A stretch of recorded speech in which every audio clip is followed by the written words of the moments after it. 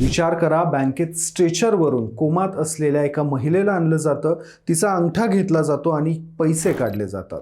प्रथमदर्शनी लालची मुलांचा प्रताप वाटेल, पण इथं बँकेतील भोंगळ कारभार समोर आलाय. बँकेच्या असंवेदनशीलतेचा आणखीन एक प्रकरण या निमित्तानं समोर आलंय. कोमात असलेल्या वृद्ध महिलेला तिच्याच अकाउंटवरील पैसे काढण्यासाठी स्ट्रेचरवरून बँकेत न्यावं लागल्याची लाजिरवाणी घटना घडली आहे. गडचिरोली येथील शांताबाई मानकर या मागील काही कालावधीपासून कोमात आहेत.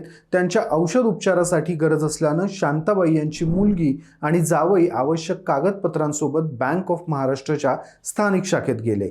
गंभीर आजारी असल्यास वारसदारानं विहित सर्टिफिकेट दिलं, तर बँकेकडून पैसे देण्याची सोय असताना देखील मॅनेजरच्या हेखेखोर स्वभावामुळे त्यानं शांताबाई यांच्या मुलीला पैसे देण्यास नकार दिला आणि शांताबाई यांनाच बँकेत घेऊन येण्यास सांगितलं. नाईलाजानं कोमात असणाऱ्या शांताबाई यांना त्याच अवस्थेत बँकेत घेऊन जावं लागलं. आता या प्रकरणी स्थानिक नागरिक रोष व्यक्त करत असून संबंधित मगरूर अधिकाऱ्यावर कार्यवाहीची मागणी होतीये.